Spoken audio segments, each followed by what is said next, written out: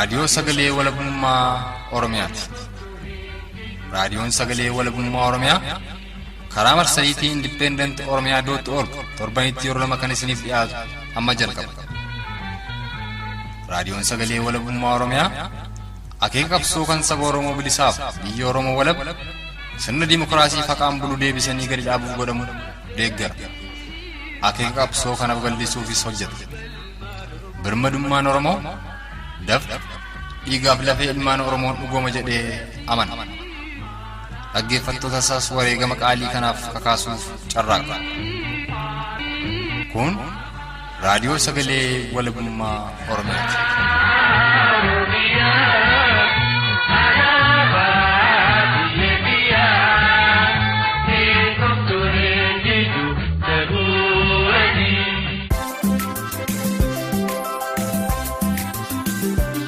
Imbaasiin isaanii kan Waashingtan keessa jiru kun warra Naxanyaa Jawaariin faallaa akka dhaabatan duuda duubaan gurmeessaa akka jiru himamaa. Los Angeles keessatti illee akkasuma ture. Kawaabni Kaayates keessatti illee akkas ture. Mootummaan federaalaa kunniin ka Dr. Abiyyi akka Jawaar sagalee hin arganne akka Dr. Abiyyiin caalaa beekamaa hin deemne waan barbaadu. Itoophiyaa akka jaalatu Dr. Abiyyi malee Jawaarii miti jedha. Warra Naxanyaa hiriira bahaa Oromoo keessatti burjaajii uumaa amantiidhaan nu fixuuf deema jedhee ijoollee Oromoo kan amantii kiristaanaa qabaniif musliimaa akka walitti buusan taasisaa shakkii uumaa kan jedhu kanaan waan mootummaan oofaa jiru fakkaata jechaadha. Kanaaf Jawaar Faadis dimmaandii godhuu qaba jechaadha. Uummata keenyatti qulqulleessee gadi bahee itti meetu sabboonummaa keenyaaf dhaabbannaa saboonni cunqurfamu mul'isan keessa jiran hundumtuu ofii of bulchuu barbaadu warra ofii of bulchuu barbaadu hundumaafuu mirga isaanii ni kabajnaa nutis of bulchuu barbaadnu kan jedhu kana laayinii kana amma qabatee haasaa jiru kanatti dhugaadhaan qabatamaan garasitti deemuutu daangaa malee barbaachisaadha. Jidduu kanatti immoo amma waan Dr. Abiyyiin wajji haala tokko waliin buuneef uummanni na wajji dhaabatee waan jiru uummata sossobee mallaquma guuradhee amma booda mootu OPP yookaan EPP deebi'ee deeggara yoo jedhu taate innis akkuma Dr. Abiyyi sammuu uummata keessaa bahee dhabama jechaadha. EPP kana keessatti akkuma namni martuu dhaga'u prosperity kan jedhu kana dhageessan jecha prosperity party jedhanii. Prosperity party kan jedhamu kun yaadni isaa irra guddinni eessaa maddee prosperity gospel waan jedhamu jira. Amma warra amantii protestaantii evangelikii kana keessatti warra biyya faranjii kana keessatti amantiileen amma dura turan hundumtuuyyuu kan musliimaas ta'ee kan kiristaanaa ilma namaa karaa hin taane gorsanii karaa hin taaneen waaqatti deebisuudhaaf yaalanii karaan isaan uummata gorsaa turan hiyyeessa jechaan nama agartee waaqaaf jecha daramuun ta'ettiidha. Asirratti addunyaa kanarratti qormaata hiyyoomachuun karaa sirriidha. Sooressa ta'uun ammootuyyuu akka nama agartee ilmoo keessaan hulluuquutti jannata argachuu hin dandeessu. Sooramuun cubbuudha jedhanii waan gorsaniif karaan sun sirrii miti. Badhaadhinni waadaa waaqni ilma namaatiif galee. Kanaafuuyyuu hiyyummaa otoo hin ta'in badhaadhinnatu karaa sirriidha karaa waaqatti nama geessu. Kan ammootuyyuu achi gahuudhaaf yoo ka barbaadan tahe waaqatti amanuu barbaachisa. Amanuu qofa miti ammootuyyuu sadaqaa kennachuu qabdu donation jedhaniin jechaadha. Amma duraan Dr. Abiyyi yeroo hedduu dubbatu kan namni baay'een dhaga'ee jira taate firii takka yoo facaaftee 20 taatee sii deebiti 30 taatee sii deebiti. Isin badhaadhinaa amma kana isin sooromte kan jedhu kana prosperity gospel kana keessaa fuudhanii warra faranjiitti implement godhan. Prosperity gospeliin kun waanuma hin qabne kana borganama hin qabaatu jettee waaqni sii kennaa jedhan amma Dr. Abiyyi yeroo baay'ee agartee jiraatte waggaa haarawatti illee bakka bilisummaan hin jirretti guyyaa bilisaa bakka haqni hin jirretti guyyaa haqaa bakka badhaadhinni hin jirretti guyyaa badhaadhinnaa bakka sooromni hin jirretti guyyaa soorummaa kan jedhu kana godhaa ture jechaadha. So waliigalatti wanni amma deemaa jiru kun amantiidhaa fi poolitikaa walitti xaxanii jechaadha. Hordoftootaaf dhaggeeffattoota raadiyoo sagalee walabummaa Oromiyaa jaallatamoo alaamanni oolmaa bultiin xiqqaa guddaan qosee qosqoseen keessan cuftuu nagaa kan nagaa san fuudhee hana xiqqii dhugaa isaatii sagantaa tamsaasa kallattii raadiyoo sagalee walabummaa Oromiyaa sanbata duraa sadaasa bultii 23 bara 2019 guyyaa har'aatiin hayyuu Oromoo obbo Jamaal Ibraahim keessummaa raadiyoo sagalee walabummaa Oromiyaa taasifannee qabannee dhiyaanneerra. Akkuma yaadatamu kanaan duras yeroo garaa garaatti dhimma Oromoof Oromiyaa irratti obbo Jamaaliin keessummaa taasifannee yaadonni isaan nuuf kennan irra jireessi hojiitti hiikamaadha jira. Har'as haala amtuu yeroo ammaatti Oromoof Oromiyaan keessa jiran irratti obbo Jamaal Ibraahimiin mariisifneerra. Turtiin keessa naga dhumaatti dhufaanaa ta'uuf isa hawwata. Muuziqaa ce'umsaa kana booda sududumaan gara marii hayyuu Oromoo obbo Jamaal Ibraahim waliin taasifnetti taakkinaa itti dhiyaadha.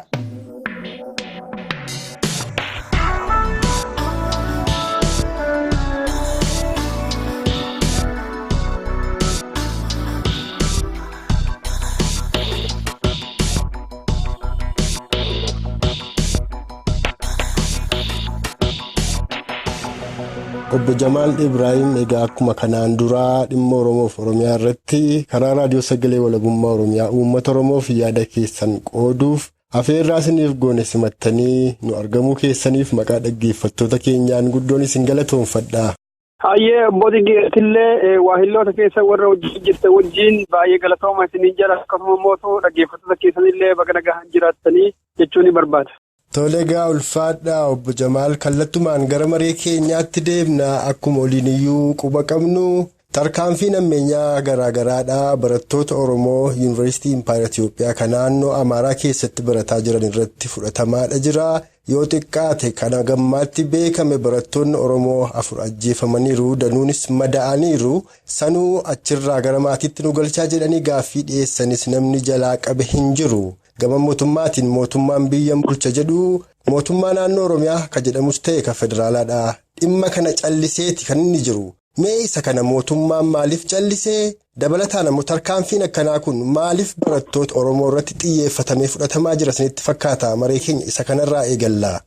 Baay'ee galatoomi obbo Dinqii wanti kun yoo gadi fageessanii ilaalan malee gubbaa qofa yoo ilaalanii keessi mootummichaa maal akka ta'e hubachuudhaaf hanqina uumuu danda'a. Akkanatti mul'atutti waggaa tokko walakkaa kana keessatti wanti deemaa ture hundumtuyyuu Oromoo irratti ka xiyyeeffate, Oromiyaa irratti ka xiyyeeffate.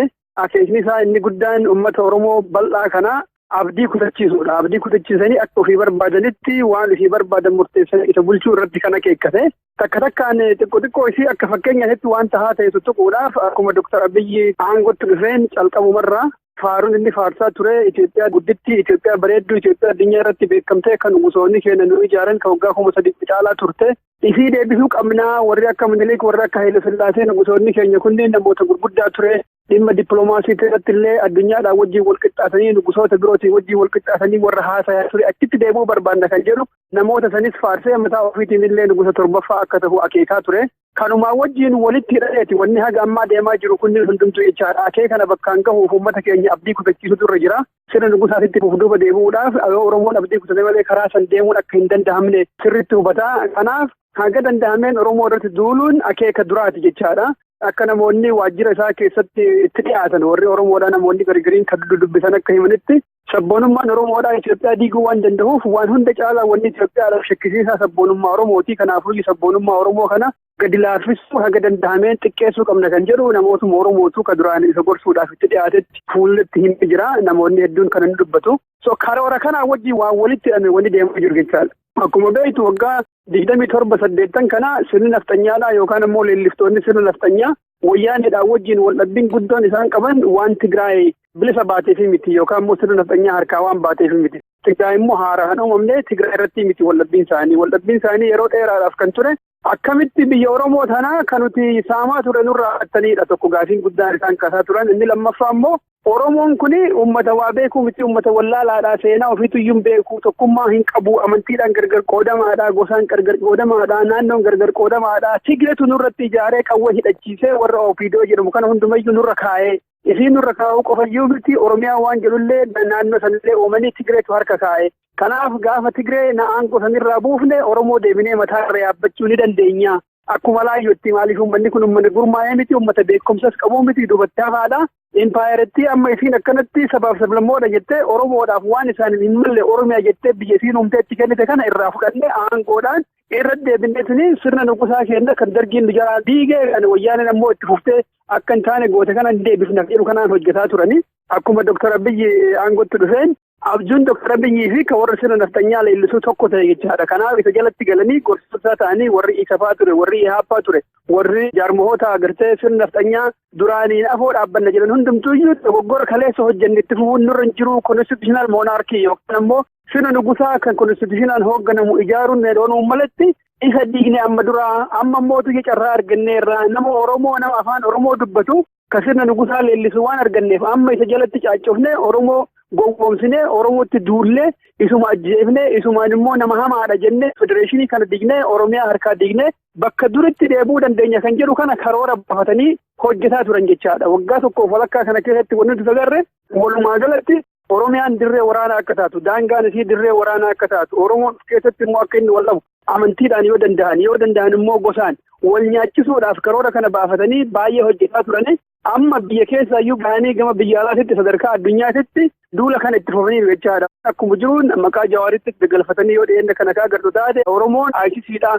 Uummanni kun uummata kiristaana ta'e fixuu deemuu keessattuu ortodoksii fixuu deemuu amma duras jaarraa 5 duraan waggaa 1500 irratti akkasuma nama biraa fixaa turanii uummanni kun waaqallee beekuu waaqatti sin amanuu paagaaniidha kaafiraa waan jedhu kanaan addunyaatti himanii amma warri kaatolikii faati kunoo eeyyee uummanni Oromoo nama fitti sadarkaa jedhu kana geessaa jira jechaadha. Amma kan barattootaa kun adeemsa kanaan wajjin walitti hidhaadha. Oromoo abdii kutachiisuudhaaf bakka ga'e hundatti Oromiyaa keessatti magaalota isaa keessatti lola itti kaasuudhaan naannolee biraa keessatti yuunivarsiitii warra Amaaraa kana keessatti sirni naftanyaa hundeen isaa daangaa achitti waan jajjabaattuuf achittis ilmaan Oromoo ajjeesuudhaan bakka ga'an hundatti olmaan Oromoo akka sareetiif akka jaldeessaatitti tumanii akka inni abdii kutatu wanni kun federeeshinii wanni jedhu kun Oromiyaa wanni jedhu kun yoo ka jiraatu taate namni biraan fixuu fi Somaaleen dura duuluu fi Affaar duratti duuluu fi Walaayitaan dura duuluu fi Sidaamaan dura duuluu fi Amaariin dura duuluu fi Tigreen duratti duuluu fi jedhee akka uummanni keenya sodaa keessa jiraate sirna nugusaa akka Dr. Abiyyi nu hawwisan ofii isaatii seera itti baasee nutti as deebisuudhaaf walii deemaa jiru jechaadha. Ijoollee fixuunis akee kana fiixa baasuudhaaf maatiin yeroo iyyatu barattoonni biroo Oromiyaa keessatti yeroo iyyatan yeroo uummanni keenya lakkisaa galchaa ijoollee kana nagaa isii tiksuu hin dandeenye taanaan nu haa galan yeroo inni jedhu usanii wanni ta'anii ilaalaniif akka uummanni keenya laalatu akka dhukkubbiin itti dhagahu. Maarree eegasana tahee Oromiyaa tana nurraa diigaati akkuma taheettuu haa jiraannu akka inni jedhu karoora santu wal qabatee deemaa jira jechaadha. So akkuma argitu komaandi poostiin kun impaayiratti san keessatti akkuma Dr. Abiyyi dhufeen Gujii irratti, Boorana irratti, Wallagga irratti bakka sabboonummaan Oromoodhaan jajjabaatti jedhamu kana hunda irrattuyyuu maaliif nu jalatti hin bulle ka jedhuun lola jalqaban jechaadha.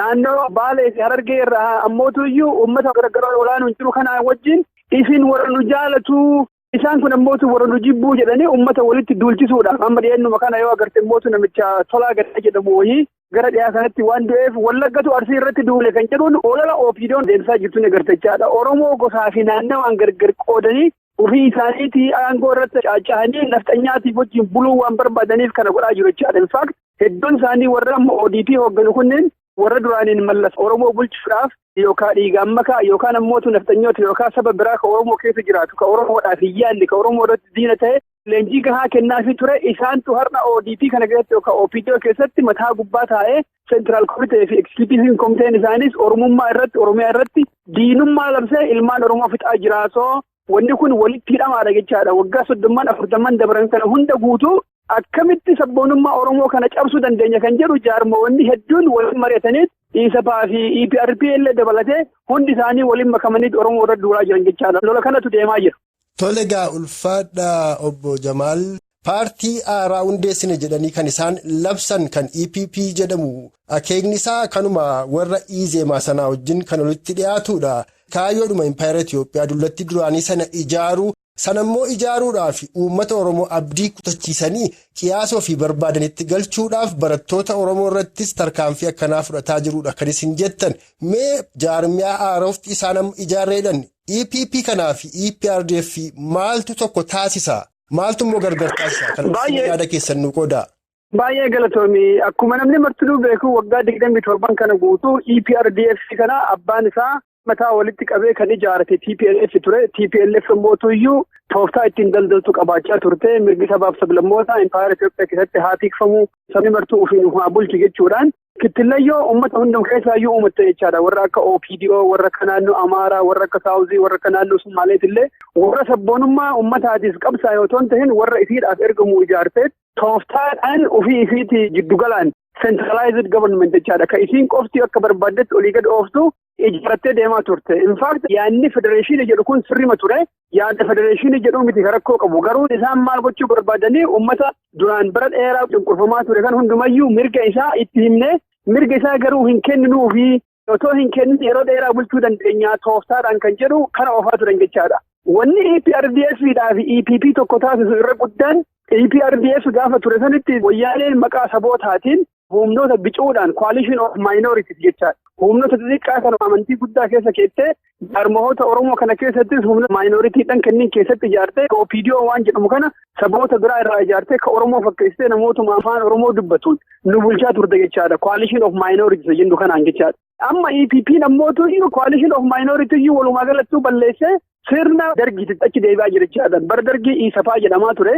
Iisapaa isaa keessa haqanii amma paapaatti deebisan jechaa Iisapaa Iipaapaa. So amma ka deemaa jiru maalinni mootummoonni dabran kunniin dargiidhaa fi IHADG yookaan ammoo EPRDF'n dogoggora gurguddaa hojjetaniiru. Dogoggorri isaan hojjetan keessaa inni tokko gaafa dargiin dhufu dargaggoonni bara san turan bara 60mootaa fi 70mootaa keessa warri turan biyya kana keessatti jijjiiramni akka dhufu hawwii guddaa qabaachuu malee beekumsa gahaa waan qabaataa hin turiniif seenaa Itoophiyaa kan waggaa 3,000 ture kan nugusootaan bullusan balleessanii barbadeessanii Itoophiyaa seenaan ala taasisanii Itoophiyaa seenaa hin qabne goosisanii kana malee ammoo Itoophiyaan waggaa 3,000 turte sunniin waaqatti hirkatteefi waaqaan tikfamaa turte nugusoota keenyallee waaqatu nu muude uummanni biyya keenyallee waaqatti amanaa bari dargii gaafa dhufe kan ammoo waaqa Itoophiyaa wal lolchiise uummataa fi waaqa gargar baase sirni keenya ka duraan waaqatti hirkannee ittiin bullu sun hundumtuuyyuu awaamatti deebi'e kanaaf sirni dargiidhaa dogoggorri guddaan inni hojjete sirna nafxanyaa kan nugusaan bullusan nu jalaa jijjiiruun isaa sirriin turre kana irrattis dabalee mootuyyuu lafa fuudhee qonnaan bulaadhaa kenna jedhee mootummaan ofii fudhatee itti fayyadamaa ture uummataafis kan kennin karaan sirriidhaa karaa nugusoonni keenya deemaa turan sanniin abbootti sooromuu danda'an hojii isaaniitiin sooroman waan ta'eef namoota dhuunfaatitti lafti deebi'uu qabdi wayyaaneen illee sirnuma dargii kana irraa fuutee gama amantiitiin ka jirullee isinis sirnumaa fagaataa deemte lafallee ammootuyyuu ofiisiitii liizii godhatteetumaan ofii gurgurattee malee uummataa hin fayyenne kanaaf economic liberalization lafallee gurgurree namootiin qabeenya qaban irratti hojjetanii hiyyeessa kana akka ofii barbaadan qaxaranii akka hojjechiifatan taasisuun nurra jira lafa riivarsii godhuu barbaadan jechaadha bara nugusaatti. Itoophiyaa ammootuyyuu tawaaqatti hirkattee tagalgalaa ganama yoo waa'ee isii dubbannu Itoophiyaan amlaak lezalaalam yaa nuuraatta jennu sanitti deebifna. Bara minikootaaf nugusootatti yoo hin deebiin Itoophiyaa jiraachisuu hin dandeenyu. Wayyaaneen sirumayyuu kan bara dargii bira dabarsitee sabaaf sablammootaan biyya tana addaan qooddee nama wal nyaachisaa jirti kan jedhu kana olola oofaa turan jechaadha. Kana keessa ammootuyyuu federeeshinii kana kan barbaadu saboota cunqurfamoodha. Saboonni cunqurfamuu kana keessa ammoo harki guddaan uummata Oromooti. Yoo Oromoon abdii kutatee saboonni biroo isaa gadi waan ta'aniif abdii kutatanii federeeshinii diiguu hin dandeenya. Kanaaf karaa dogoggora dargiidha jennee yaadnisan karaa dogoggora TPLF jenna faallaa deemnee of duuba deemnee bara nugusoota bara sabni keessatti maqaan hin dhaamne bara Oromoon hin jirre bara Amaarri hin jirre bara Tigreen hin jirre bara Somaaleen hin jirretti deebifnee namni hundumtuu namuma ta'uu isaatiin afaanuma Amaaraa haasaa iskittaa isaanii bu'aa akka jiraatu Itoophiyaa kaleessaa fi gaarii sanitti deebifna kan jedhu kanaan deemaa jiru jechaadha. So waliigalatti yoo ilaaltu EPP'n more of Iisapaadha jechaadha. Iisapaa lakkoofsa lammataati amma inni. Garuu Iisapaa lakkoofsa lammataas ta'e EPRDFs ta'e uummata biratti fudhatama argachuu hin danda'u. Maaliif lamaan isaaniiyyuu teessi ta'anii kufanii jiran. EPRDF akkuma namni martuu beeku waggaa 4-5 dabre kana gaafa inni ani 100% filatameera jedhe ji'a jaawatoo guutuun irratti fincalee waggaa 3-4 guutuu ilmaan Oromoo harka qaxxaamurteetiin lafaan dhoyite jechaadha. Vote confidence jedhanii biyya faranjii kanatti isinin amannu isin mootummaa kennaa jedhanii uummanni lafaan dhahee TPLF illee qaxattee Tigraayitti galte jechaadha. So walumaa galatti EPRDF'n kufee jira. Lammaffaa immoo Iisapaan waggaa 17 guutuudhaan goora ture innis tufameetiin darbamee amma maqaa EPPtiin of dhaadessanii maqaa EPRDF'n of dhaadessanii warruma kufetuyyuu waanuma kufe san qabateetiin as deebuu barbaada jechaadha. Garaagarummaan isaanii guddoon watakkayyuu hin jirtu. Wanti guddaan ati argitu bara TPLF'tti maqaa sabaaf sablammootaatiin daldalanii humni xiqqoo wayii humni biceen akka uummata bulchu gochuu yaalanii bara Dr. Abiyyiitti ammootu nam tokkichatu akka agartee mataa waan hundaa ta'u jechaadha. It's just an individual. Autocratic rule jedhaniin jechaan namuma tokkichatu iyyuu akka nugusaatitti akka bulchu. Sirna nugusoota san isa akka malee dharra'aa jiran waan ta'eef keessattuu Dr. Abiyyi haati tiyyallee naa dhaamteerti ani nugusa ta'uu barbaada kan jedhu kun waan jiruuf maqaa sabootaa maqaa uummataa keessaa haqee akkuma jirutti innummaan qofti falaacoraacii warri jiran san ta'uudhaaf deema jechaadha. Kanaaf waliigalatti yoo ilaaltu from dictatorship to worse dictatorship deemaa jirti jechaadha. Biyyattiin gruppiidhaan bulchuun hafee namni tokkichi qofti akka bulchu tahaa jira jechaadha. Ammatti yoo ilaalta EPRDF'n jaarmayaa miti, ODP'n jaarmayaa miti, ADP'n jaarmayaa miti namootuma dhuunfattu akkuma barbaadde murteessee jechaadha. Jaarmayni wayituu hin jiru sirna nugusaa caalaa gama hamatti deebisaa jira. Wanni kun ammootu sabaaf sablammoota wallolchiisuu keessatti gumaacha guddaa gumaachaa jira jechaadha. Akka wallolli jiraatu adeemsa Dr. Abiyyi kanatuyyuu waan waggaa 27 guutuu hin argamin waggaa tokkoof walakkaa keessatti uummata walitti buusuuf jechaadha. Ammaan kana isaan maal jedhaniin ufumaa nama walitti buusanii ufumaa ajjeesanii otoo namni walitti hin kun walitti bu'iinsa jiraatu hin jedhan jechaadha. mootummaan naannoo Amaaraa ijoollee Oromoo rattaa godhee ka'eetu akka waan Amaaraa fi Oromoon sabaa walitti bu'eetitti mootummaan naannoo kan Oromiyaatii fi kan federaalaallee የማህበረሰብ ግጭት jedhaniin mahabarasabin kuchi waliin gachaane warra liyyuu hayilutti jidduu seeneetiin ijoollee kana akaa'aa ture jechaadha. Magaalota keenya keessattis warra poolisa federaalaattu rakkoo kana uumaa ture. Soo kunni waan humna mootummaatiin qindaa'ee akka barbaadanitti ofiif bulchuudhaaf jecha akka bara dargii sanitti yoo danda'an deebisuu yoo danda'an caala danda'ame immoo bara lugusaatti deebisuudhaaf adeemsa deemutu kana oofaa jira jechaadha. Soo waliigalatti EPP jechaan one of the worst dictatorship on the world addunyaa kana keessatti bakka namni tokkichi qofa waa mara godhu sadarkaa sanitti deebisuuf waan deemamaa jirutu natti mul'ata. Tole gaa ulfaadhu obbo Jawaal akkuma waliin iyyuu quba qabnu gaa torbee tokko dura magaalaa Finfinnee dabalatee guutummaadhuma Oromiyaa keessatti warraaqsa jabaatu geggeeffamaa ture sunis ammoo tuqamuu Jawaar Mohammadii waliin kan wal qabateedha. Tuqamuun Jawaar Mohammadii sababa ta'u malee Oromoon isa keessa awwaalamee ture sana baafateetu warraaqsa isaa finiinse. Yeroo sanatti Jawaar Mohammadis kanaan dura uummata Oromoodhaa kan Oppiidoo jalatti callisiisaa ture isa akka ta'ee fi sunis dogoggora akka ta'e amanee fudhatee ture. Egaa yeroo uummanni Oromoodhaa warraaqsa finiinsaa jirutti yeroo Oromoon immoo biyya keessatti Jawaariin barbaadutti kana booda callisnuun hin jedhinii warraaqsa keenya itti fufnee bilisummaa keenya isa dhugaa bira ga'uu qabnaa jedhee qeerroof qarreen haga maanguddootaatti yeroo itti dhaamaa jiranitti Jawaar Oromiyaa gadhiiseetu gara biyya ambaatti deeme. Gara biyya ambaatti deemuun isaa kun akka namoonni tokko tokko jedhanitti abidda amma Oppiidootti qabate kana irraa qabbaneessuudhaaf isaan maal wal dhaga'ee deemee erganni deemee booda warraaqsi biyya keessaa qabbanaa'eetu Jawaar har'a biyya kamitti dubbata nafxanyoonni attam godhu laata ka jedhuun Oromoon biyya ambaa dhaggeeffatu jalqabe amma Gujii fi Wallaggaaf Booranatti ajjeechaan itti fufeera. Warraaqsi immoo lixa Tuulamaa keessatti qofa finiinaa jira. Isa amma Jawaar biyya ambaa deeme kanaafi isa immoo nafxanyoonni biyya ambaa keessatti Jawaaritti duulaa jiran kana akkasumas adeemsa Jawaar kanaafi hariiroonni tarii Oppiidoo wajjin qabaatuu danda'u kan akkamii ta'uu danda'a laatamee isa kana nuu xiinxalaa obbo Jamaal. Baay'ee galata obbo Tigi ani Jawaariin bara dheeraa beekaa xiqqaate waggaa 14 beekaa jechaadha bara 2005 irraa calqabee yeroo hedduu wajjinis marataa turre waan amma tahaa jiruu fi waan tahaa tures takka takkaan haga tokko beekuun beeku jechuu ni danda'a. Akkuma namni martinuu yaadatu waggaa 2-3 dabre kana keessatti Jawaar OPDO'n furmaata Oromoodhaa tahuu dandeetti. Wanni OPDO haga ammayyuu cunqursee irra taa'e TPLF gaafa irraa kaafne isaan kun gama qabsoo Oromootitti yoo kaasuma qaban taate namni baay'een warri baratee warri mana barumsaa keessa seenee ijoolleen haarofni dargaggeeyyiin ammaa kun kareef yuunivarsiitii irraa eebbifamaa jiran caasaa kana keessa jiru lubbuu ofiitiin jiraachuuyyuu haa ta'u sababa biraatu caasaa OPDO kana keessatti waan galaniif birookiraatii achi keessa jiru kana akka Oromoof bu'aa qabeessa ta'utti itti fayyadamuun ni danda'ama. TPLF gooftolii irraa kaasuun ni gaawaan jedhuun tooftaa gama OPDOtti maxxanuu kana filatee deemaa ture jechaadha. Namoonni baay'een wanni kun hin baasuu karaa gaarii miti istiraateejiin hojjennee maaliif jennaaniin TPLF gaafa OPDO ijaartu wanni isiin isii ijaartee fi tokkoffaa sabboonummaa Oromoo cabsuudhaan warra bilisummaa barbaadu ittiin karaa irraa deebisuudhaaf jecha uummata keenya keessatti summii hin taane ijaarte. Wayita ijaartu kan immoo ulaagaa lafa kaa'atte qabdi. Tokkoffaa namoonni kun nama Oromoo akka hin taane yaga danda'ameen sabaaf sablammoota biyya Oromoo keessa jiraatan warra ammootu Oromummaa kana cabsuu barbaadaniin keessaa ijaarame. Yoo danda'ame immootu sabaaf sablammoota bira taranii Oromoodhaaf saba nama biraatiin wajjin makaa akka tahe kan ofii isaatiif aayidentii kiraayistii qabu ijaaranii harki 70-80 OPDO'dha Oromoo iyyuu miti. Dantaa Oromummaallee hin qabanii. Kanaafuu tuutaan jettu kun hin baasu. TPLF illee gaafa irraa kaa'ate isaan gama biraa deemuu sirna nafxanyaa jalatti yookaan immoo warra nafxanyummaa leellisu waan achi keessaa madaniif harki caalaan isaanii wayyaanetu biraa deema malee ammas gama biraa deemuu. Kanaafuu eeggachuu qaba jedhamee namni baay'een gorsaanii ture. Inni garuu itti fakkaatee gama ODP kana baay'ee harkifachuu qabu otoo hin ta'in immoo gaafa isaan aangootti dhufan Oromaaraa waan jedhu kana namoota dhaadessaa ture keessaa tokko warra Amaaraa sanii wajjin yoo walii tumsan Itoophiyaa keessatti aangoo fudhachuun ni danda'ama. Erga fudhataniin booda immoo aangoo waliin hidhuun ni danda'ama kan jedhu kanaan deeme.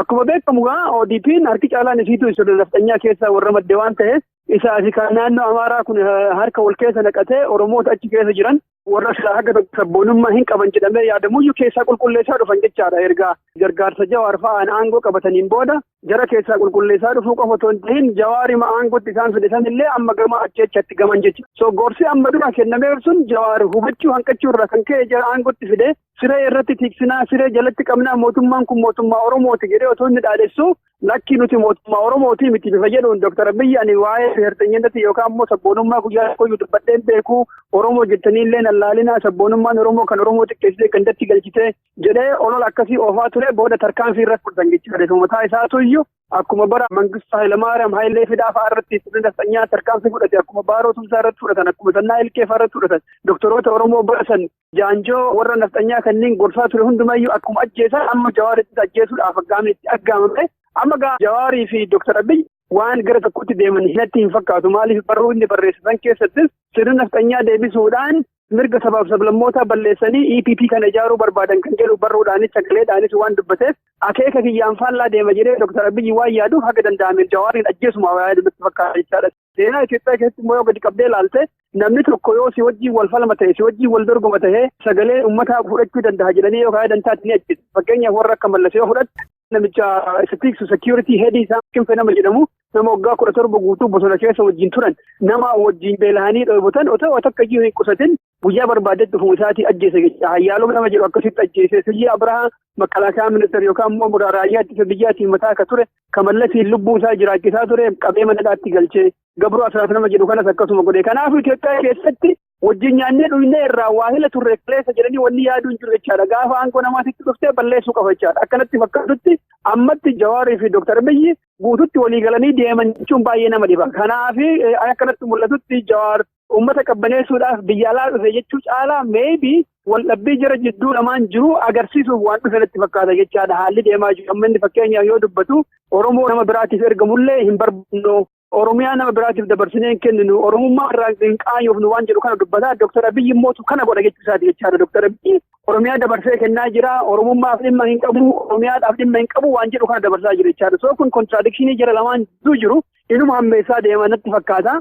Isa qofayyuu otoo hin tahin dabbaloonni ODP kan amma EPPtti makamna jedhan warra akka Taayyee fa'aatiin Jawaariin irratti galgalaa ganama yeroo duulaan agarta.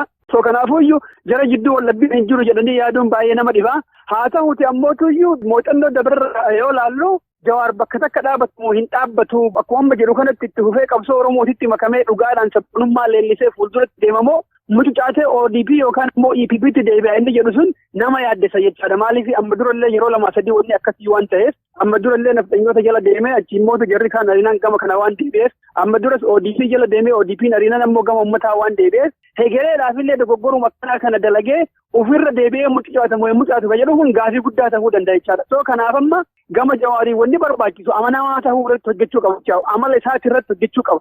Amanamaa tahee kaayyoodhaaf uummataa wajjin dhaabbachuu yoo ka danda'u taate naamusa yoo qabaatu taate beektota Oromootiin wajjin hojjechuu yoo ka danda'u taate ani saayintistiidhaanaatu waan hundumaa beeka jechuu kana dhiisee namoota Oromoo muuxannoo gurguddaa qaban beekumsa gurguddaa qaban gargaarsifachuu danda'a yoo taate ODP'n fi inni waan waliin deemuu danda'an itti fakkaatu jechaadha. Dubbiin guddoon inni mucucaatamu mucaatu sanii kan biyya alaa keessa deemee gadi qabbaneessuudhaaf jedhu sun haga hunda waan gadi qabbaneessuullee natti fakkaatu otoo innillee ka yaalu taate isuma fi Dr. Abiy walitti maxxansa malee uummanni uummata gowwaa miti argee jira waggaa tokko walakkaa kana keessatti adeemsa Dr. Abiy arganii jiru namoota haga tokko achi keessa sabboonummaa qabaachuu malaa jedhee namni Oromoo yaadu warra akka Lammaa fa'aa akka ijoollee daa'imaatitti kun afaan qabatanii harkayyuu baasuu dadhabee walgahii jaraati irratti fuulli isaa akka waan tumamee madaa'ee ka fakkaatu kana sadarkaa kanaan ga'uun nu mul'ata warra akka Xayyiibaa akka Tibbeelleef mana seeraatitti dhiyeessite naannoo sanarraa aree bakka isin jirtu har'a hin beekamu.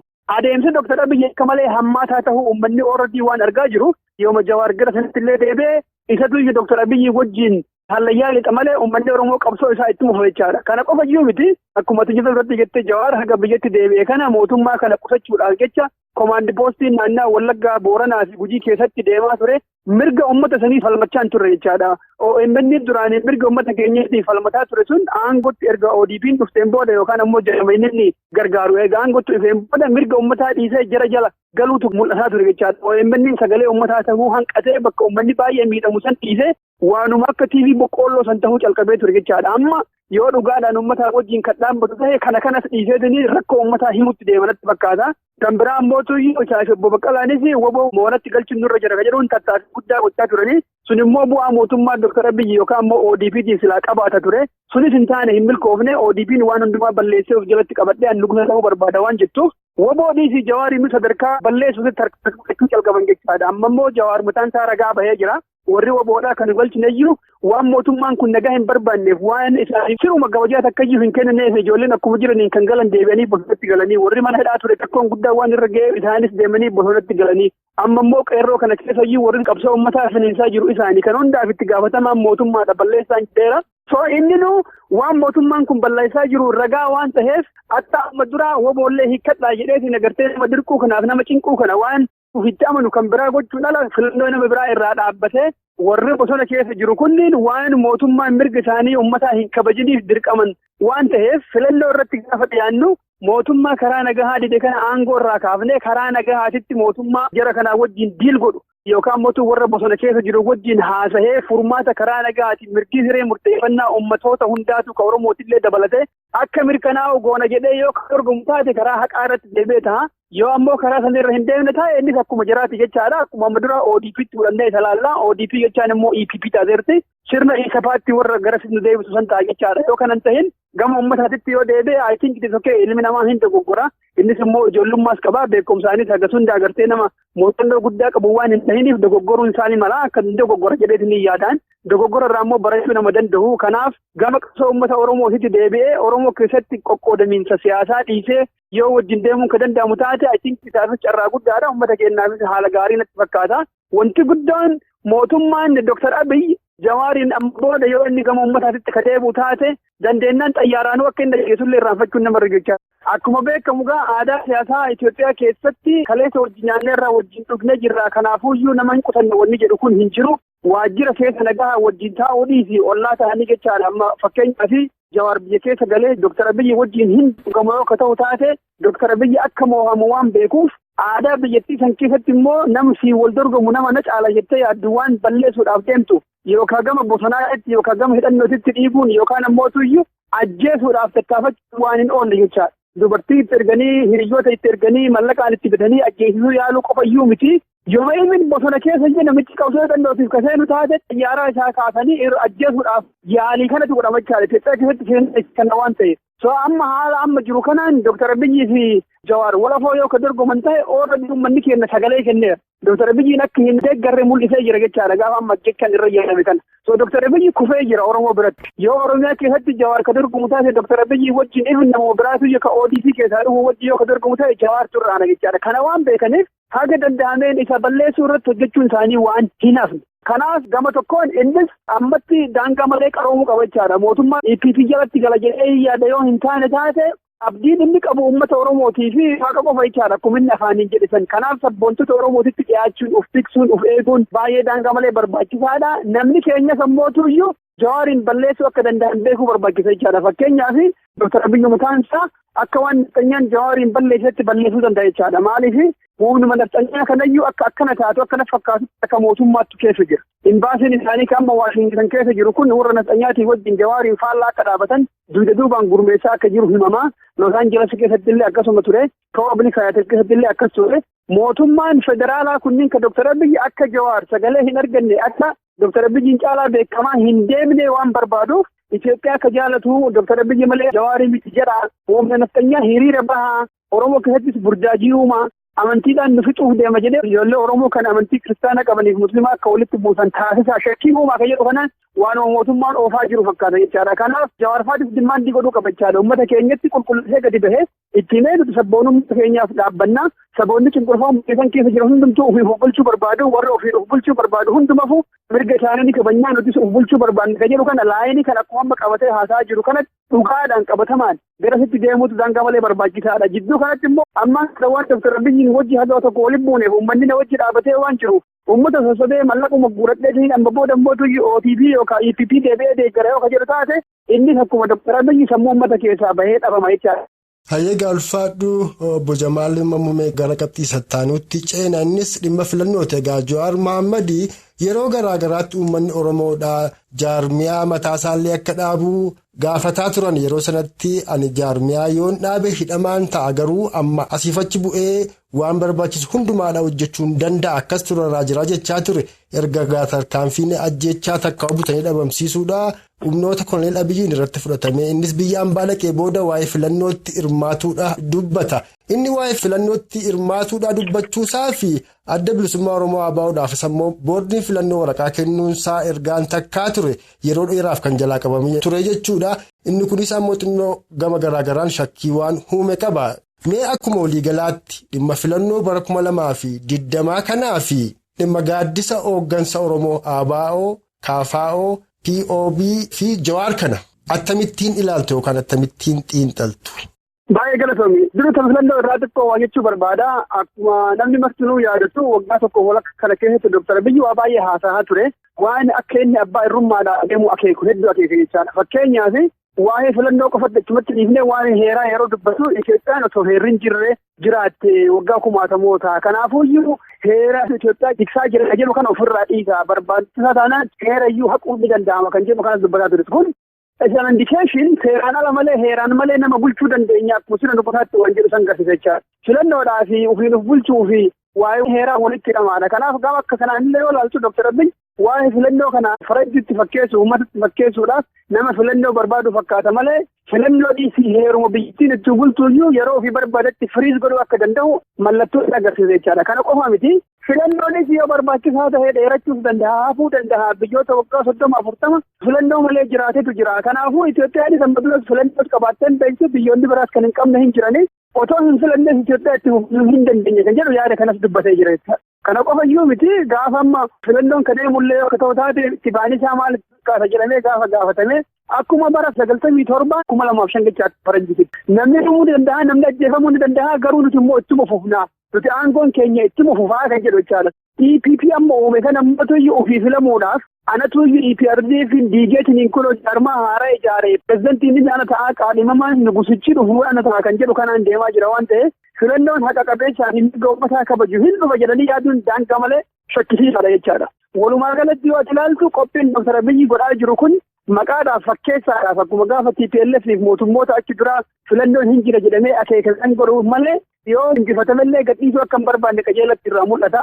Infilamaa fi infilamuu isaatu kan hin beekne karoora waggaa 10 ka diinagdee baafnee jirraa Itoophiyaa 5ffaa taasisuudhaaf Afrikaa keessatti kan jedhu kana nama uummata agartee qalbii isaa rarraasee filamuudhaaf akka san dorgomuudhaaf kan deemaa jiru ta'uu ni mul'isa jechaadha. Hawwii isaa guddoon akkuma fedhattuyyuu uummata sobee akkuma amma kunoo sobeetiin waggaa tokkoof walakkaa keessatti dabri kana waggaa 10 kan biroo humnaanis sobaanis aangoo irra turuu akka barbaadaa jiru qajeela mul'ata. Kanaafuu filannoo dhuftu kun filannoo bilisaa filannoo wal dorgommiin jabduun keessa jirtu filannoo namni waan ofii barbaade itti filatu yoo akka ta'u taate humna waraanaatiin uummata irratti duulanii akkuma bara 97 akkuma dhaadatan taasisuun isaanii mala.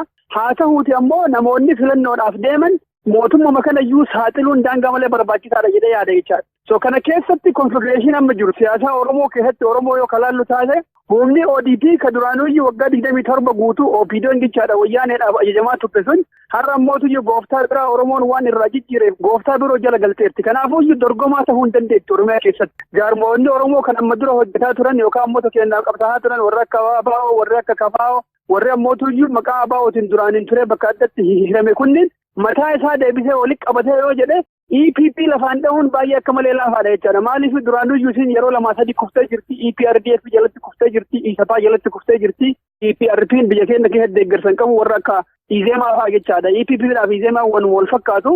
Kanaaf diinni harka wal qabatee sabaaf sabni gama garaa walitti harkisee Dr. Abiyyi Oromoo irratti bulchuu deema waan ta'eef nuti immoo saba tokko waan taane uummata kaayyoo fi akeeka tokko qabu waan taaneef jaarmoonni Oromoodha maqaa jaarmaatiin otoo waliin daangessin ABO, KFO, paartii biyyoolessaa Oromiyaa kan jedhamuu fi ABO'n duraaniin bakka adda addaatti hirame kunni hundumtuu tokko ta'anii jawaaris isaanitti dabalame sagalee tokkoon Oromiyaa irratti yoo falman sagalee tokkoon qaadhimammaa tokkoon federaala irratti yoo falman Oromoon mo'uun akka malee laafaan irratti fakkaata jechaadha. Garuu kun qophii malee hin ta'u. Qophii malee hin ta'u uummata hiriirsuu danda'uu barbaachisa jechaadha. Mootummaan kun haga danda'ameen isaan gargar diiguudhaaf kan dhiyeenya amma gaaddisa hooggansa Oromoo kan jedhu san keessattis ODP'n waan EPP ta'aa jirtuuf ODP'n waan lubbuudhaan hin jiraanneef gama tokkoon ABO'dhaaf hayyama kennanii akka ABO'n illee of tuulummaa mataa keessatti of himu hooggansiisaa jechaadha. Gurmuu kennaa kennan waan ta'eef gurmuu kaan ammootu hundumasaatu hin dhugoonfannu uummata Oromoo keessatti beekamaan nuyi jedhee dorgommii hin barbaachifne akka gama ABO'tiin illee hooggansi jiru gaaddisa kana keessatti kaasuuf. Gama biraatiin immoo Jawaarii fi ABO jidduutti illee wal dorgommii biroo uumuudhaaf KFO'dhaa fi ABO jidduutti illee uumuudhaaf shira mootummaan kun xaxaa jiru. ODP'n silattuu gaaddisa kana keessaa hin baati waan ta'eef nuti yoo as keessaa mulqamne carraa biroo hin qabnu warra nuun wal dorgomu kana isaan faffacaafnee wal afoo dhaabnee akka isaan wal falman goonee warri abaawoodhaa gurmuun gamaa gamanaan jiru kun mana seeraatti akka inni wal dhiyeessu goone maqaa isaa balleessine isaan kun fedhii ofii malee fedhii uummataa watakkayyuun hordofani kun olaala maqaa tokko irratti wal lolan jedhanii maqaa jaraa balleessuuf deemaa jiran waan ta'eef jarri keenya kunni waan kana hubatanii namu sagalee tokkoon gama tokkotti deemee yoo mootummaa kana falme ooradii mootummichi duraanuyyuu uummata keenya keessatti dhageettii fi amantiin waan irraa mulqameef waan hin qabneef mo'achuun isaanii waanuma hafne humnatti ce'uun mootummichallee immoo gaafa boodarra waan hin hafne jaara gaafa mootummaan humnatti ce'es ummanni injifannoo isaa tikfachuudhaaf achi durallee otoo humnatti ce'in durallee immoo sagalee isaa kennee namoota ofii barbaadu filachuudhaaf qopheessuu qabachaadha beekumsaa wal deeggaruu waliin dhaabbachuu barbaachisaa diinagdee gochi dhaabbachuu barbaachisaa yaadaa waliin dhaabbachuu barbaachisaa gama sanitti yoo ka deemnu taate gama lamaaniinuu Oromoon warra karaa nagahaatiin deemnee injifachuu barbaanna jedhus innis akka jabaatu gochuudhaan inni biroo ammootu yalakki karaa filannoo kun amansiifne mootummaan kun sobduudha hanga funyaanitti hidhatee jira hanga ammaatuyyuu qawweedhaan uummata keenya jaarraa tokko ol bulchaa jiran waan ta'eef hanga humni Oromoo humna kanaan gitu argamutti nuti karaa hidhannootiin falmanna kan jedhu sunis yaada isaa ka itti amanu sanitti itti fufee warri karaa nagahaatiin deemna jedhus waan ofii itti amane qofa gochuudhaan warra karaa hidhannootiin deemu mirgi isaanii sarbamnaan dhiibaman ta'uu isaa dhugoonfate yoo ofii isaatii aangoo qabatu taate warri karaa nagahaatiin deemu warra karaa hidhannootiin deemu sanii wajjin akkamitti nagahaan dhimma Oromoo dhimma impaayaratti tanaa furuu akka danda'u karoora isaa uummatatti argisiisaa yoo ka deemu taate filatamuudhaafis mootummaa kana injifachuudhaaf carraa guddaatu jira kan jedhu natti mul'atachaadha. Kanaaf amma qaroominni guddaa barbaachisa Oromoo biratti keessattuu warra amma karaa hooggansaa gaaddisaa jedhu walitti dhufe kana of keessatti of tuulummaa yookaan immoo walitti dhaadachuu walitti gaarrifachuun hafee afaan tokko waliin dorgomuudhaa fi afaan tokko wajji dhaabbachuun daangaa malee barbaachisaadha. Akka kun hin taane humni nafxanyaas irratti hojjeta maallaqaan nama jara keessaa bitanii wal afoo dhaabuu danda'u aangoodhaan itti fakkeessanii nama jara keessaa bituu danda'u basaasota keessa kaa'anii jara wal dhabsiisuu danda'u kanaafuu warri amma gama gaaddisaatti jiru kun ooradii ODP'n waan ka Oromoo ta'uu dhiistee duraanuu Tigree turtee amma mootu kan nafxanyaa taateef amma sirumayyuu Oromoo keessaayyuu waan baateef warri achirraa hafe humni isaa gumeessee gama tokkotti wajjin deemuudhaan dorgommii jabaa uumuu hin danda'a kan jedhu mul'atachaa.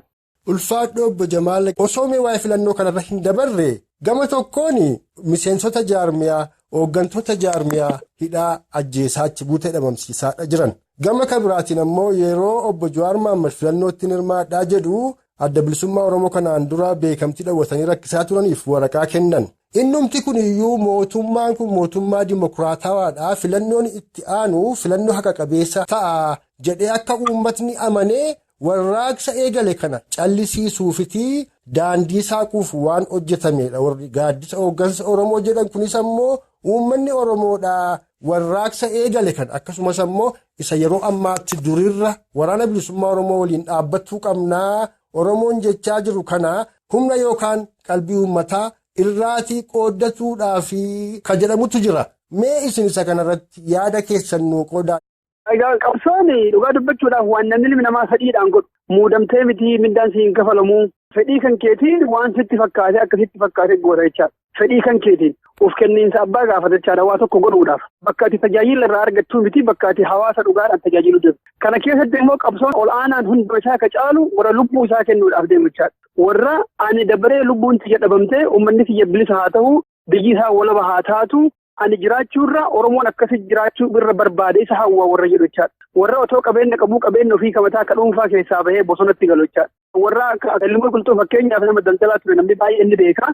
Biyya Yemenitti biyya Arabaatitti warqii nama daldalu ture. Ani warqii daldaleetiin sooromee jiraachuu manna uummanni kiyya bilisa haa ba'u kan jedhuun biyya alaati irraa ka'eet biyya keenya keessatti wareegame jechaadha. Buusaa uummata keenyaaf kenna.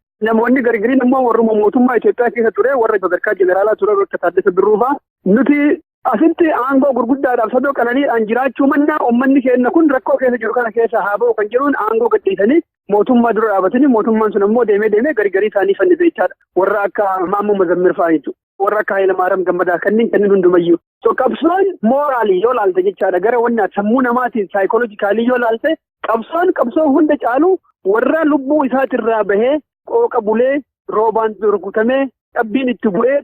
Namni xiqqeesseenii arrabseenii shiftaadha jedhee namaa gadi taasisuudhaaf yaalu warra murannoo akkasiisanii ka qabu ka deemutu iyyuu milkii fida. Qabsooma Oromoo ta'e tana ka waggaa 40-50 deemaa turte kana yoo ka laaltu taate guyyaa takkaa ka karaa nagaatiin waa arganne hin jiru. Haga ammaa nagarreen ofii kiyya. Hanga amma wanni deemaa dhufe hundumtu iyyuu uummanni Oromoo murannoodhaan qabsaa'uu isaatti iyyuu kanaan gahe. ijoollee qeerroo waggaa 4-5 qabdaa turte kanallee akka agartu taate wanni sadarkaa isaanii isaan ga'e humna tokkotu bosona keessa nuu jira yoo rakkoon kanurra gahullee taate nuu dhaabbatu boru ganama nuu birmatu ka jedhu kana saayikoolojikaalii hidhannaan sammuu keessa waan jiruuf Oromoon sadarkaa san geesse jechaadha. Ammas milkii guddaa fiduu ka deemu waan akka fakkaatutti addunyaa kanarratti illee wanni meet is right jetti faranjiin abbaa humna qabatu iyyuu haqa qabaa jetti ati haqa qabaatteedhaaf waan fedha gagee himataa yoo oolte yoo humna qabaatin ittiin kabachiifachuu hin dandeessu. Oromiyaa tana tiksuudhaaf humni jiraachuun daangaa malee barbaachisa. Akkuma namni martuu argaa jiru qabatamaan ammoo kana yoo ka ilaallu taate warri hidhate har'ayyuu impaayiratti kan keessatti jechaadha humni TPLF Tigraayin akkuma jirutti to'atee biyyi faati warra gaafa wayyaaniin aangoo jirtu biyya saamaa turan tokko isaaniitu yoo qabanii seeratti dhiyeessuu hin dandeenye jechaadha. Otoo fedhiyyuu qabaatanii fedhii qabaachuu isaanii waaqatu beeka. Haa ta'uutii garuu Tigraay har'allee humna biraa ofirraa eeggachaa jiraniin akka barbaadetti jiraachuu dandeetti. Infaakti egereedhaaf deemanii akkuma kaleessa aangootti deebi'uudhaan humna waraanaa isaanii abdatanii kan biroo iyyuu dabalanii akka leenjisaa jiran ni mul'ata jechaadha. Kanaaf addunyaa kana guutuu wanni bulchu waraana. Abbicha waraana qabu nama waraana qabutu biyya ofii daangaa ofii tikfata. Ameerikaan fakkeenyaaf addunyaa guutuu irratti wanni sodaadamtuuf wanni biyyi wala bataatee jiraatteef wanni Ingiliiziin ofirraa kaasanii wanni jiraataniif waan humna waraanaa qabaniif. Qabaachuu qofayyuu miti akka namni biraa isaanitti qixxaa'ee isaanuma wajjin waliin dorgomne meeshaa akkasii oomishuun isiniin hayyamamu akkanaa oomishuun isaan hayyamamu qofatu qabaachuu qabu kan jedhu kanaan dorgommii armreef jedhaniin kunoo kan addunyaa irratti wal dorgommii meeshaa waraanaa nu wajjin tokkichi keessanii akka hin dhiyaanne jedhanii irraa dhoowwu jechaadha. Kanaaf addunyaa kana guutuu loojikni jiru dhugaa qabaachuu miti kasi bulchu dhugaa qabaachuu biratti humnatti qabaachuu qabda jechaadha. Amma Oromoo mataa isaa yoo kalaallu taate waan Oromoon qawwee hin qabatiniif waan Oromoon hidhannoo hin qabatiniif waan Oromoon sirriitti hin gurmaa'iniif namni hundi gamaa gamaa nutti hodhe jechaadha. Otoo akkuma TPLF san humni keenya hidhataan jabaan jiraatu taate warri amma wuci kun hundumtiyyuu humna kanatti yoo ka deemnu taate nu balleessa waan ta'eef jedhanii irraa gabaabbatu. So waliigalatti tooftaa qabsoo keessaa inni guddaan hegereedhaafillee Oromiyaa tiksuu ka danda'u isuma hidhatu sana akka ta'e namni keenya akkanatti hubachuu hin danda'anitti fakkaata ammuma waan argurraayyuu. Seenaa keessatti illee of duuba deebineetiin iyyoo ka laallu taate wannummaan Oromoon nama jalatti cabdee buluu dandeesseefu warri Habashaa qawwee ofii isaaniitii oomishuu hin dandeenye faranjii jala galanii maqaa amantiitiin waan birootiin waan argataniif qawweedhaan uummata keenya cabsan jechaadha. Agarraatu qawweesaniin bulchaa jiranii baalaansi sana uumuu qaba otoo hin ta'in irra aanuudhaafuyyuu karaan sun hunduma caalaa filatamaa fi jabaa barbaachisaa ta'uun ifaadhaanaaf. Haa ta'uuti ammoo akkuma calqaba irratti kaasee qabsoo jechaan filannoodhaan ilmi namaa murtii ofirratti murteessee waan inni godhu waan ta'eef namoonni karaa nagaatiin yoo deemne nu wayyaa akkuma Dr. Mararaan yeroo garii jirachaadha. Farsoo dhugaatiin asumatti qabsoofna 4 kiiloo jira ta'eetiin kan yeroo sanis filannoo akkasii warri qabu yoo ka jiraatu taate haqumaan haga isaanii danda'ameen akka falmatan itti jajjabeessuun humnattii impaayeratti gaduma laafisaa deemichaa. Humnattiin impaayeraa gallaafaa deemuun immoo warra qabsoo hidhannoo gaggeessu saniif haala mijeessaa aanjessaa deema malee faallaa isaanii ta'u baay'isee akkanatti fakkaatu. Faallaa wal deebiitu irra baay'ee waan faayidaa hin qabne jechaadha. Warri karaa nagaatiin deemu gama isaa danda'ameen humna naqanyaatii fi humna agartee impaayeratti tiksuu barbaadu kana dorgommii filannootiin saaxilaa deemu jechaadha. Impaayerri akka dimokiraatamuuf qophii hin ta'in dorgommii siyaasa san keessatti akeekaa deemu addunyaanis hubataa deemti. San qofayyuu miti uummanni keenyallee hubataa deema jechaadha. Karaan filannoo kun hooma takkayyuu bakka takkayyuu nu geessuu hin danda'u gaafa jedhee uummanni abdii irraa kutate gamni inni dhufu gama dhugaasanii jechaadha. Gama yoo humna taane malee biyya keenya argachuu hin dandeenye jedhu saditti dhiibee waan impaayerittiin mataan isiitii karaa nagahaatiin karaa filannootiin mirga uummataa kabajuu hin dandeenyeef gaafa uummanni karaa sanirraa abdii fudhate hundi isaa gama tokkotti deebi'ee karaa dhugaa sanitti deebi'a waan ta'eef warri itti fakkaatee karaa nagahaatiin hin deemne jedhu itti fufuun homaa rakkoon qabu jedheetiin yaada jechaadha. Ati taaktik warri karaan sun hin baasu jedhu isaan sanillee haga danda'aniin hayaa dhiibaa kaa'ee jettan jedhanii irrumaa itti uffatanii warri biroo ammoo tuyyuu achirraa hafe karaa dhugaa ka dhugaan bilisummaa uummata tokkoo tiksuu danda'u ka walabummaa biyya takkaa tiksuu danda'u ka addunyaa kana keessatti namni martuu ittiin bulu humna jabaa horachuu irratti xiyyeeffachuu qofatu nama baasaanii kanatti irratti mul'ata. Wal keessa makaallee ta'u wal keessa makaa kun deemee warra karaa san deemu mataa isaanii abdii kutachiisee akkuma jeneraalonni amma duratti maqaa siidhee sun mootummaa impaayeratti irraa abdii kutatanii gara qabsootti deebi'an.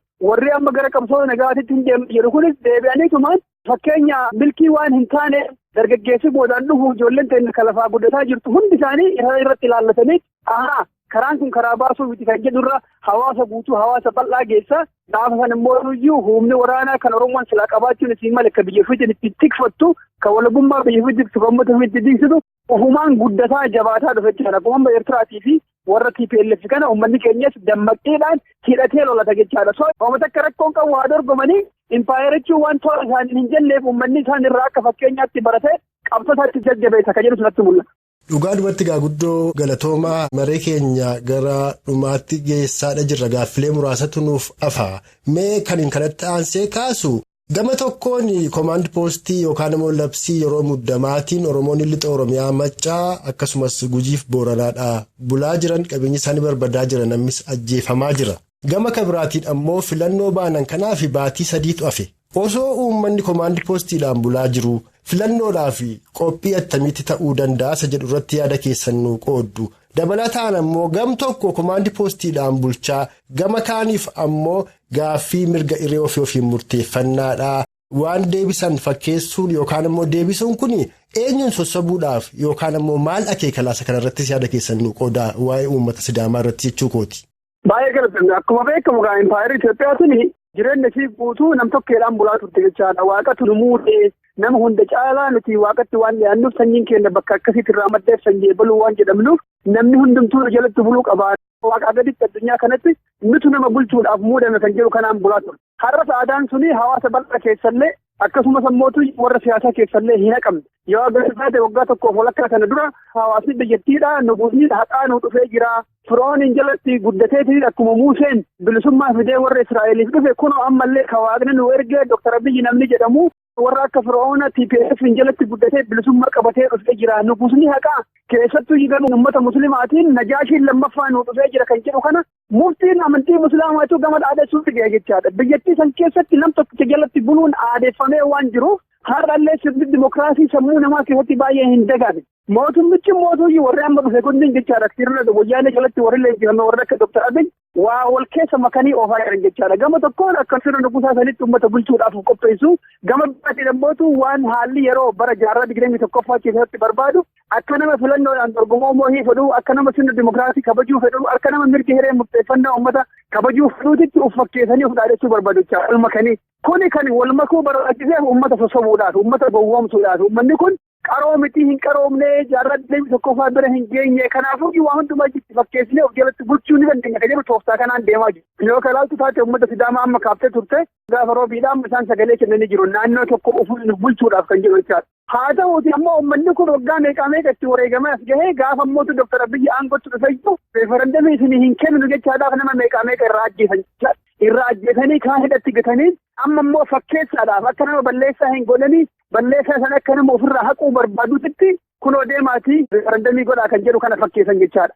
Waliigalatti duubee isaanii yaadni jiru maalinni federeeshinii kanayyuu hin diignaa homaa miti. Oromooyyuu abdii kutachiifnee Oromiyaas diiguu deemna waan ta'eef waanuma amma federeeshinii jedhu kanayyuu diiguu barbaadna waan ta'eef yeroodhaaf uummatatti akka waan mirga hiree murteeffannaa kennee fakkeessinee fuulduratti haadhemuu fudhatama argachuu dandeenya kana ka jedhuun uummata gowwoomsuuf waan deemaa jiru jechaadha. Kan koomaandi poostiiti dhugaan lafa jiru wanni dhugaadhaan lafa jiru maa inni naannoo uummata saawuzii kamma Sidaamaa kanallee dabalatee humna waraanaa irra ta'anii bulchaa jiranii Oromiyaa silaalee waliigalattuu filattu akkuma aangoodatti dhufanii namni dura koomaandi poostiin itti labsame Oromoodha jechaadha. Ammas Oromoo irraa ka'uu hin deemu ammuma kaleessaaf dheengadda kana yoo agartee jiraatte yuunivarsiitiin ganda Amaaraatitti Oromoo keessatti ajjeesan qofa osoo hin ta'in yuunivarsiitiin Oromoo keessatti ijoollee barattoota walitti haranii hidhaa jiran jechuudha. Finfinnee illee dabalatee yuunivarsiitii Finfinnee irra halkanumeedhaa kana gara ijoollee 50 hidhame jedhameetiin ooradii odeeffannoon deemaa jira jechaadha. Ijoollee warra akka Iskindir Finfinnee irratti uummata keenya faallaa deemee uummata keenya jeequu barbaadu.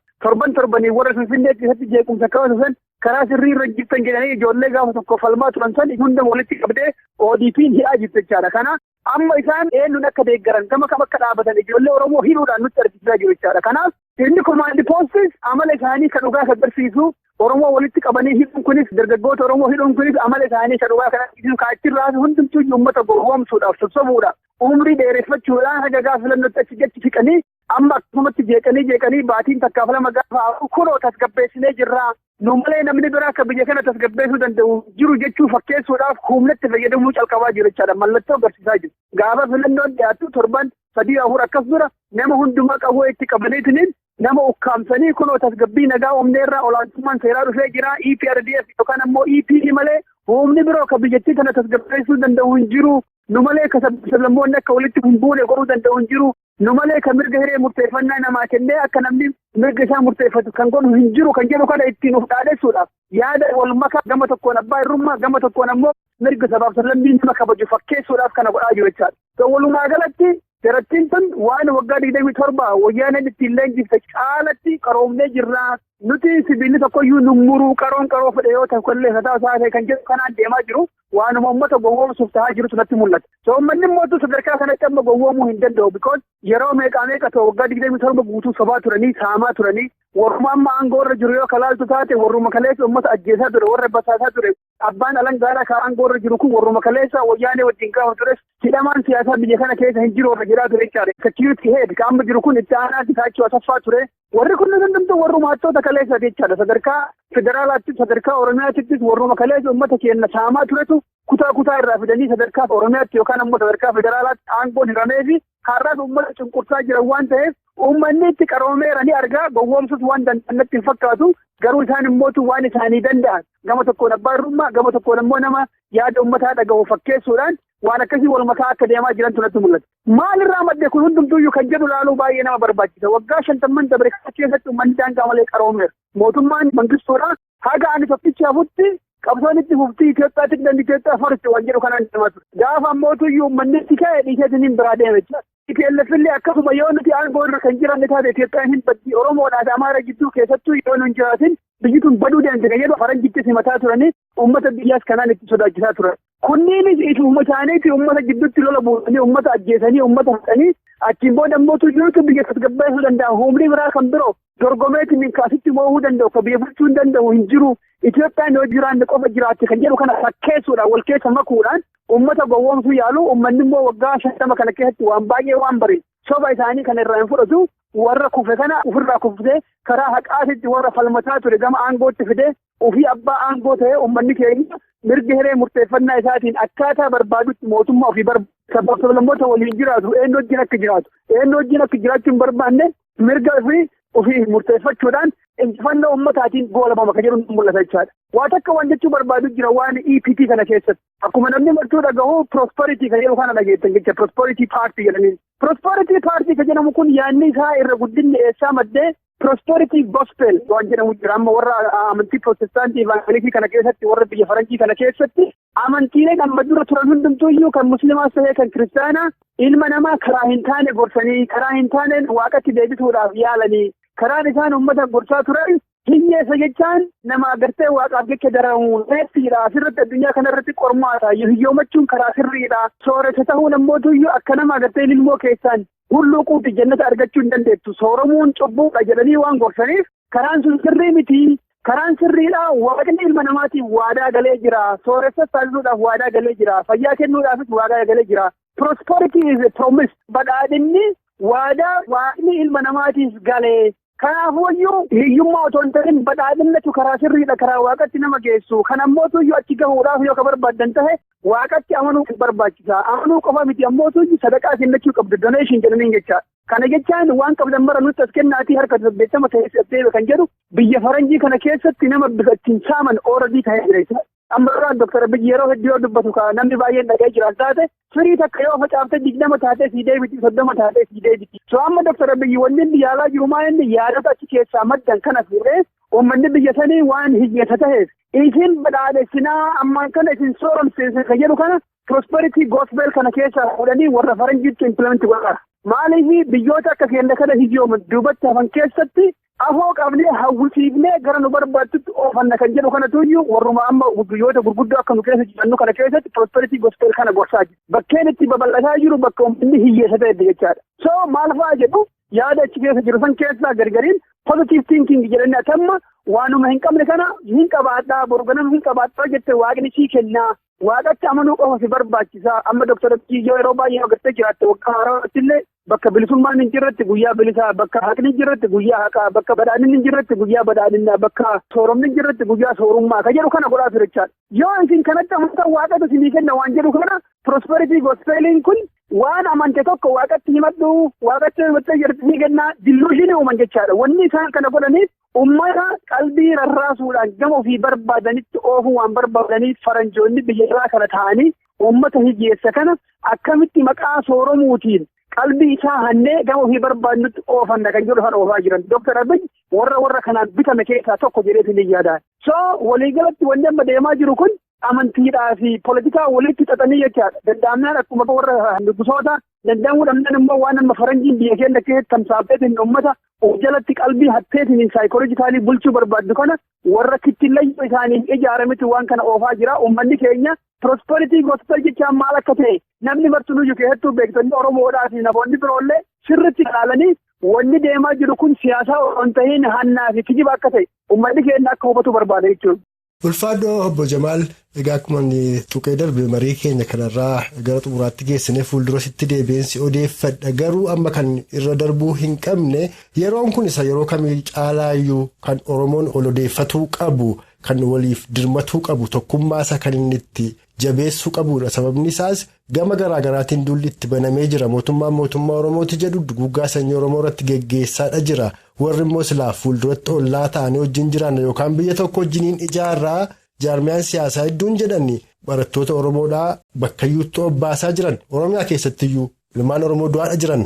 Isa kanaaf egaasa yeroo kamiirraa tokkummaan Oromoodhaa Oromoof guddoo barbaachisaadha. Tokkummaa Oromoo kana ammoo isa Oromoon qabsoo isaanii dhiiga isaanii ijaarrate kana diiguudhaaf bifa garaagaraan deemaa jiru. Fakkeenyaaf qondaala OPDO olaanaa tokko lixaa Oromiyaa keessatti ajjeesaniitu isa kanas ammoo akka waan kutaan Oromoo tokko kutaa Oromoo kan biraa xiyyeeffatee ajjeesaa jirutti yeroo isaan itti kaasaa jirantu jira. Meeshaa kanarratti dhaamsa gabaabaa uummata Oromoof dhaamaatii sagantaa keenya yookaan marii keenya sarraa kanan obbaafna. Baay'ee galatoomi. Ololli kun qindaa'aadha ammas akkuma duratti jedhee gama tokkoon humna naftanyaa warra leellisuu warra ODP keessa jirutu olola kana bifa qindaa'een oofaa akka mootummaatti mootummaa naannoo Oromiyaas ta'ee mootummaa federaalaa lammaffaa ammoo humna naftanyaa akka ODPdhaan ala jiru isaantu kana oofachaadha. Yoo agartee jiraatte sadarkaa adda addaatiin bifa adda addaatiin ololli kun qindaa'ee deema. Fakkeenyaaf Jawaariin mataa isaa yoo fudhatu taate Jawaar warra agartee uummata kiristaanaa fixuudhaaf deemu keessaa tokko. Oromoo keessa malee bakka daayivarsiin amantii jiru saba biyya san keessatti agartu. Amaarri harki caalaan isaa ortodoksii hordofaa, Tigreen harki caalaan isaa ortodoksii hordofaa, Kiristaana kabajuu ta'e jechaadha. Oromoo yoo fudhatte garuu Protestaantii qabaa, Ortodoksii qabaa, Kaatolikii qabaa, Waaqeffataa qabaa, maatii tokko keessa kun hundumtuu jira. Musliima qaba jechuufi. So daayivarsiitiin yookaan immoo garaagarummaan amantiinis kan jiru Oromiyaa keessa. Oromoo keessa akka uummata Oromoo tolan yookaan ammoo waliin jireenya akkasii dhandhamee beeku tokkoyyuu hin jiru. Garuu ammoo faallaa jireenya uummata Oromoodhaa akka waan Oromoon amantiidhaan nama biraa fixuudhaaf warra amantii adda addaa qabu keessattuu yoo ortodoksii fixuu barbaadu fakkeessanii Jawaaritti galfatanii maqaan isaas Jawaar Muhammad kan jedhu kanatti galfatanii Oromoon kiristaana fixuudhaaf deemaa jira jedhanii isuma ajjeesanii isumaan immoo uf dhaadessan. Harki caalaan immoo gaafa hiriira Jawaariif kana ta'e saddeettamicha kadhuu keessa namni shantamaa Oromoo ta'uu Dr. Abiyyi mataa isaa himee jira. Ololaafuu haa ta'u dhugaafuu haa ta'u. Ammoo harki caalaa dhoowwuu akka shakkii takka illee hin qabu. Isuma san garuu Oromoo du'e kana Itoophiyaanota mootu Oromoo kan jedhanii beekte Itoophiyaanotiin isaan jedhan kun ammoo Amaara jedha. Isa keessa yommuu ortodoksiidha jedhanii. Kun gama sirna nafxanyaatiin waan qindaa'ee deemu warri ODPs waanuma wal fakkaatu waanuma akkasii oofan jechaadha. Fakkeenyaaf Adaanech Abeebeen Ejittiin jedhamtu Taayyee Danda'aa namichi jedhamu Fiqaaduu Tasammaa namichi amma jedhamu kunniin hundumti isaaniitu iyyuu Oromoo walitti buusuudhaaf Dr. Abiyyi illee dabalatee jechaadha. Isa jalqabee jinfaat Dr. Abiyyi gaafa ani Wallaggaa yoo dhaqee lammaadhaaf ani isaanii yoo sadan taate Wallaggaan ajjeesaa achiin booda immoo Arsiin Harargeen Gujimma Iluu Abbaa Booraa Wallaggatti duula Oromoo walfixxii kan jedhu kana ololaaf oofaa ture jechaadha. Itti dabalee baatii 2-3 booda amma mootu amantiidhaan nutti dhufu eeggadha. Karoora baasee deemaa jira inni lafa jala waan gochuu deemu dura bu'eetiin uummata keenya keessatti akka tooftaa itti addaan qoodee walitti buusu lafa jala nutti himaa deemaa ture jechaadha. Ammallee kanuma godhaa jiran. Kana samma jette kanallee maal godhanii namichi kun nama Arsii waan ta'eef kun Wallagga ajjeeseenii warri akkana godhaa jiru kun ammootu Shanee yookaan Abaa'oodha jedhama. Sanyiidhaan nama fixaa jiru kan jedhu olola kana kaleessaaf dheengadda oofaa turan jechuudha. Namichi ammootu nama bara wayyaanee kana jalatti cubbuu hojjetaa ture ta'uusaa bara 2018 gaafa ijoolleen qabsoo qabdu san saaxilamee alasaala taa'ee uummanni keenya yeroo sanaduu tarkaansu itti godhachuudhaaf warra dhaadhimame keessaa tokko ture jechaadha. So wanni isaan itti fayyadamuu barbaadan maalidha? Gosaanis, naannoodhaanis, amantiidhaanis Oromoo wal shakkisiifnee walitti bubuufnee yoo fayyadnu taate nuti aangoo irra turuu dandeenya. Arsii fi Wallaggaa yoo walitti buufne, Arsii fi Harargee yoo walitti buufne, Harargeedhaa fi Tuulamaa yoo walitti buufne nama kana hundumaa yoo walitti buusa jiraachuu ni dandeenya. Jedhu kana tooftaa sirna nafxanyaa waggaa 150 guutuu itti dalagaa ture tooftaa dulloomsa har'a OPDO'n ammootu afaan Oromoo dubbachaa orola sana oofaa jirti jechuudha. Amma dura afaan Amaaraa warra dubbatu qofatu iyyuu uummanni keenya iyyuu waan hin dhageenye sanirratti waliin lolle amma afaan Amaaraatii afaan Oromootiin jara jalaa hiikanii uummata keenya keessa galchuu tattaafataa jiru. Garuu hin milkaan wanni hin milkoofne maaliifi uummata keenya kanatu iyyuu obbolaan maatii tokko keessa dhalate tokko kiristaana tokko islaama tokko waaqeffataadha. Maatii tokko keessa jechaadha.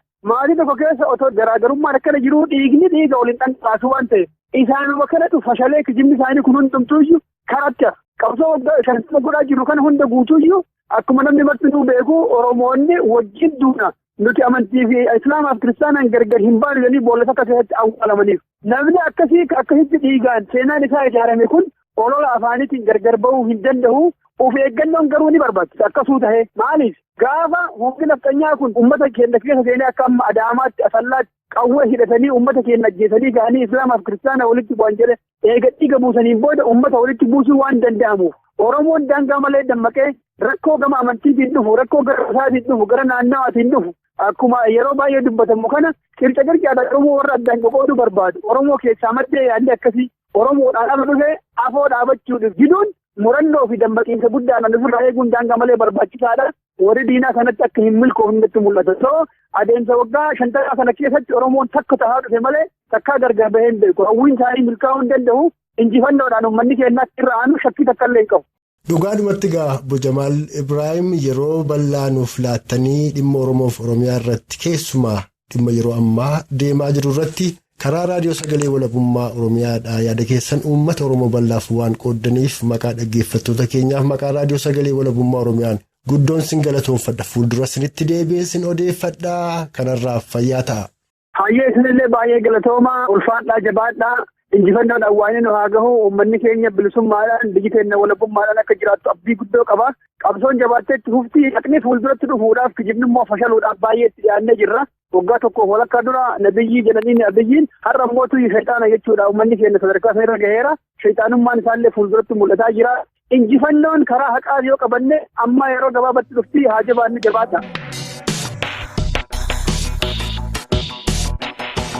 Hordoftootaaf dhaggeeffattoota raadiyoo sagalee walabummaa Oromiyaa jaallatamoo mariin dhimma yeroo Oromoof Oromiyaa irratti hayyuu Oromoo Obbo Jamaal Ibrahim waliin taasifne kanarraa arma irratti obba'eera gara fuulduraattis.